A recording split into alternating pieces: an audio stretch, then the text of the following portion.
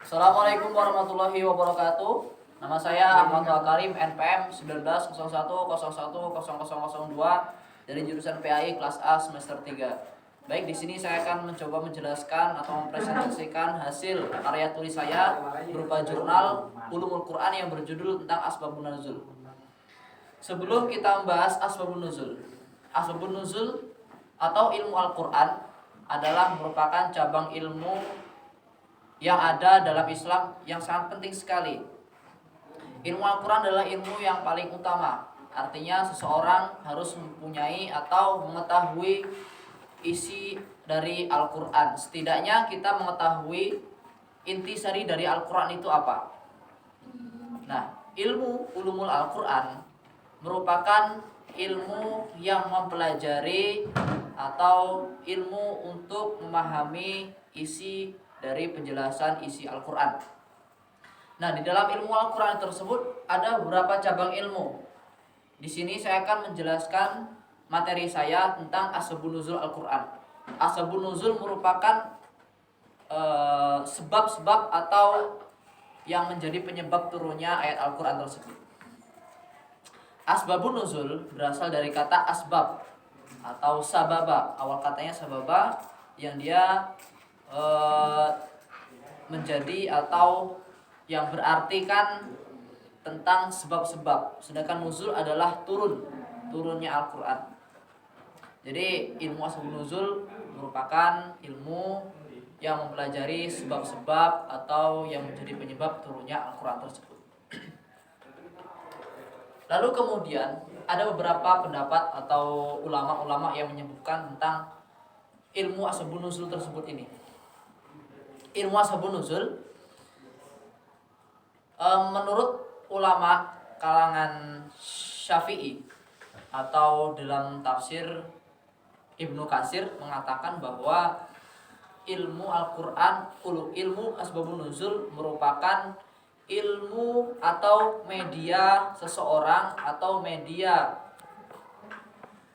pembelajaran yang dilakukan oleh segenap manusia atau sekelompok manusia agar mereka untuk mengetahui apa itu intisari dan ilmu di dalam Al-Quran tersebut. Ilmu di dalam Al-Quran ada beberapa yang dibahas atau pokok yang dibahas.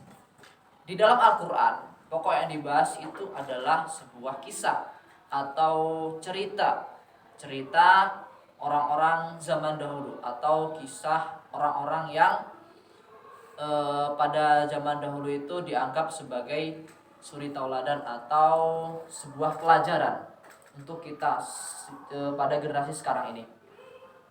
Lalu di dalam Al-Quran juga disebutkan beberapa hukum yang dimana di dalam Al-Quran ini ada hukum tentang sholat, kemudian zakat, kemudian infak, sedekah dan lain sebagainya. Lalu yang kemudian ada lagi di dalam Al-Quran dibahas tentang kepemimpinan atau sosial. Di dalam Al-Quran juga dijelaskan bahwa pemimpin atau pemimpin yang baik adalah mereka yang taat kepada Allah. Atiullaha wa atiur rasul wa ulil amri minkum. Taatlah kepada Allah dan taatlah kepada Rasul dan pemimpin yang ada di antara kalian. Di dalam tafsir atau di dalam sebuah pendapat ada beberapa perbedaan pemikiran tentang ulil amri. Ulil amri ini adalah pemimpin yang mana mereka pemimpin yang taat kepada Allah, kemudian tidak menyimpang dari ajaran-ajaran Allah Subhanahu wa taala. Demikian.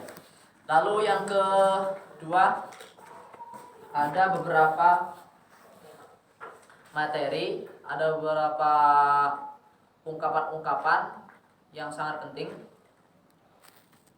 yaitu tentang urgensi dan kegunaan Asbabun Nuzul.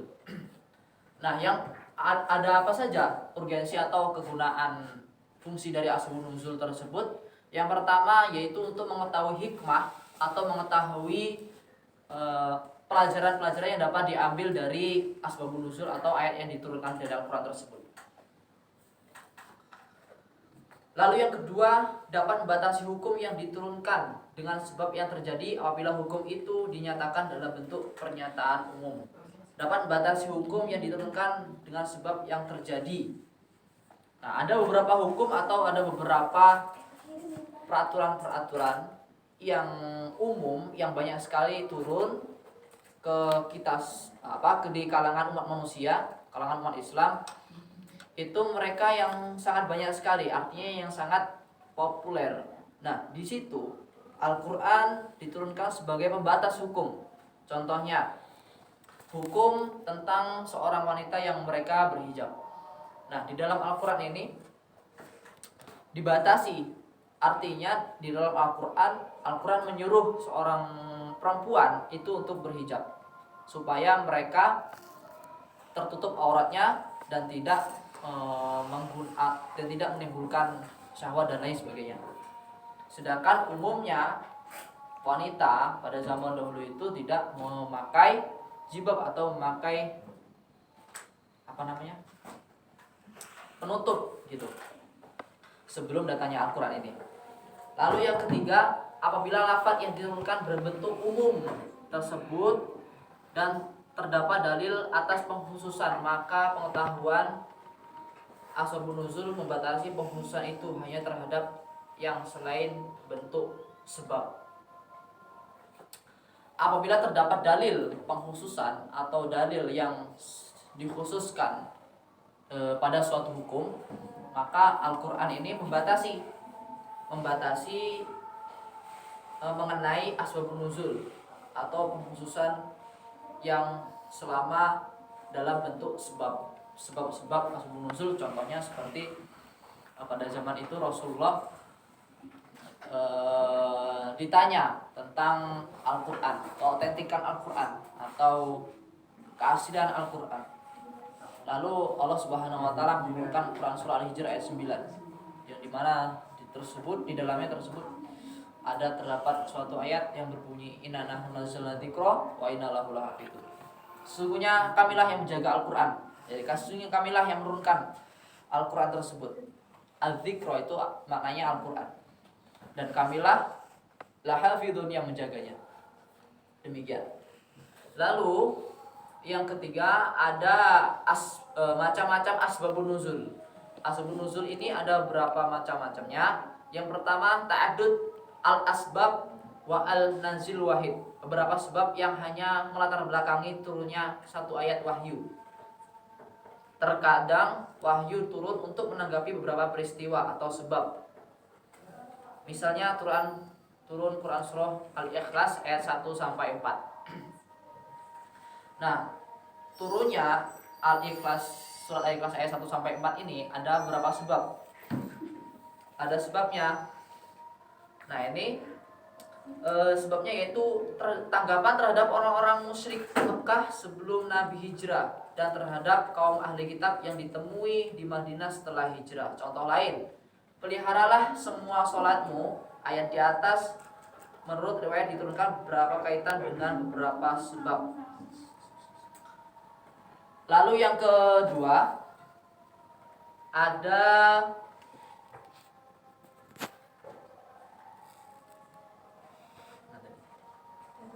ta'adud an-nazil wa al-asbab wahid, satu bab yang melatar belakangi turunnya beberapa ayat. Jadi ada satu bab yang melatar belakangi turunnya beberapa ayat. Yaitu contohnya Quran surah Ad-Dukhan ayat 10, kemudian 15 dan 16. Nah, lalu yang keempat ada cara-cara mengetahui asbabun nuzul. Bagaimana cara mengetahui asbabun nuzul? Di sini dikatakan bahwa cara mengetahui asbabun nuzul yaitu seseorang atau seorang ulama, asbabun nuzul itu tidak diketahui, tidak bisa dipahami melalui rasio atau akal. Jadi asbabun nuzul itu ada kaidah-kaidahnya untuk mengetahui asbabun nuzul tersebut. Salah seorang ulama berpendapat bahwa Ibnu Sirin mengatakan, saya pernah bertanya kepada Abidah tentang satu ayat Al-Quran. Beliau menjawab, bertakwalah kepada Allah dan berkatalah yang benar, sebagaimana orang yang mengetahui di mana Al-Quran turun. Jadi kita diperintahkan oleh Allah Subhanahu wa taala itu berkata yang benar, sebagaimana Al-Quran itu turun. Jadi Al-Quran itu turun, benar-benar diturunkan dari Allah Subhanahu wa taala. Jadi kita berkata harus benar dan jujur seperti halnya Al-Quran turun tersebut. Jadi tidak boleh bohong.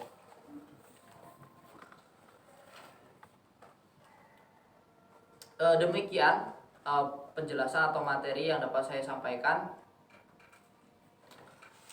tentang asbabun nuzul. Apabila terdapat kesalahan saya mohon maaf, kurang lebihnya saya mohon maaf. Akhirul kalam, billahi taufiq wal hidayah. Assalamualaikum warahmatullahi wabarakatuh.